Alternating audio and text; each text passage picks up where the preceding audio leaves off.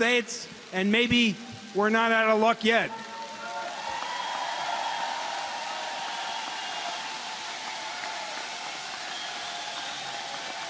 Thank you.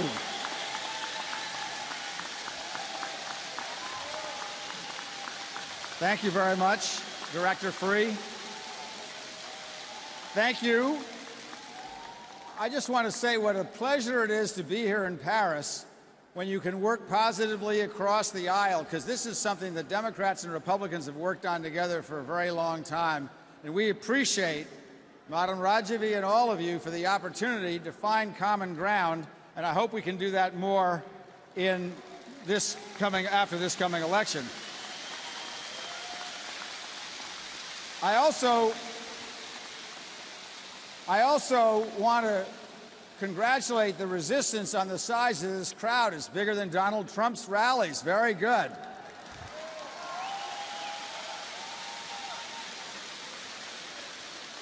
And I promise not to say anything like what Donald Trump would say. So there are some thank yous that I'm going to make, some of which are unexpected. I do want to thank the State Department.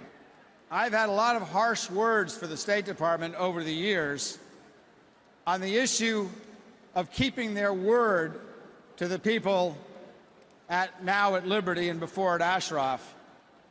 And the State Department still has a long way to go. We still have about a little over 1,000 people who are political prisoners held in Iraq, supposedly our ally, who we're giving hundreds of billions of dollars to every year. And for some reason, we can't seem to get these folks out in a timely way. But at least we have made progress since the last time we were here. And I very much hope that we are here next year. And next year will be the last year we're here, because the year after next year, we're going to be having this convention in Tehran.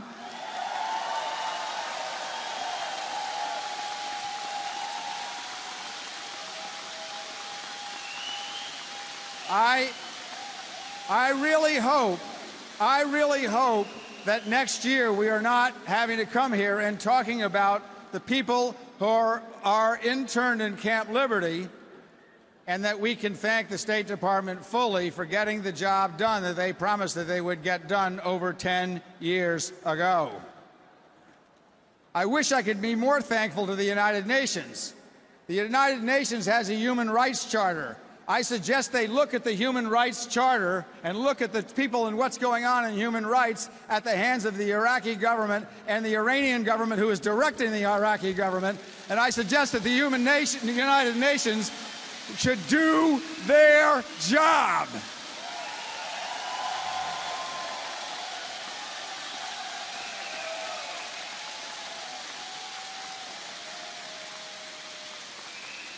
And I want to remind my fellow Americans that are at home right now a little bit about the nature of the regime. We've heard a lot about it. I'm not going to go through all the statistics, but not only have they murdered 2,500 of their own people in the last 3 years under the supposed moderate Rouhani, but they have helped murder 250,000 Syrian civilians by supporting the butcher of Damascus, Bashar al-Assad.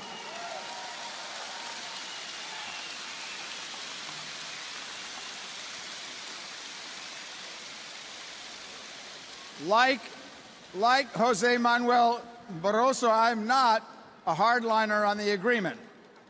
I think you have to engage with your enemies. But what I am is a believer that when you draw a red line, you are obligated for the security of your country to make sure that that red line is not crossed, and that if it is crossed, that there are consequences. And this is not a partisan event, but I'm supporting Hillary Clinton because I believe that she is going to keep those red lines intact and do something if somebody crosses them, particularly the mullahs in Tehran.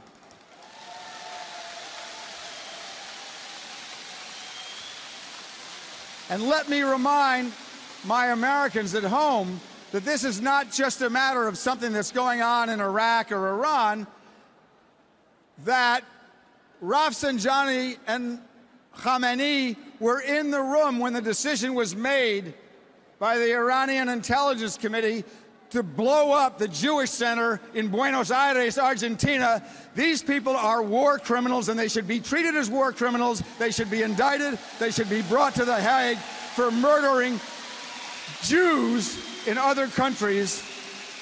We want somebody who just happens to be here with a 10-point plan in Iran to support people of all religions. We want in Iran what you are asking for, which is a secular government that respects Christians as well as Muslims, as well as Zoroastrians, as well as Jews. We do not have that. These people have Jewish blood on their hands in Argentina, and we should remind them of that, and we should take them to The Hague.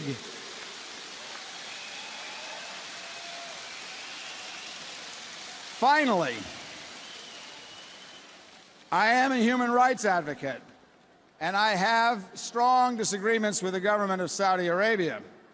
But I cannot thank the Saudis enough for sending one of the most high-ranking people for the longest period of time to this convention to say what Prince Turki, His Royal Highness, said.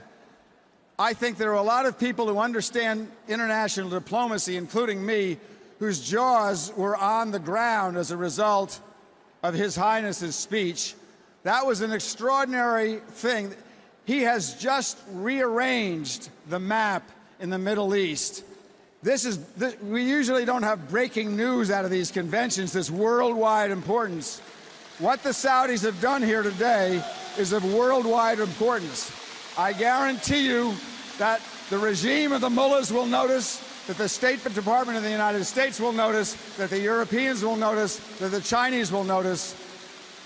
What the Saudis have done for you is an extraordinary game changer. I personally am very grateful to them for standing up for human rights in what I hope will soon be an Iran that is governed by a democratically elected president. Thank you very much.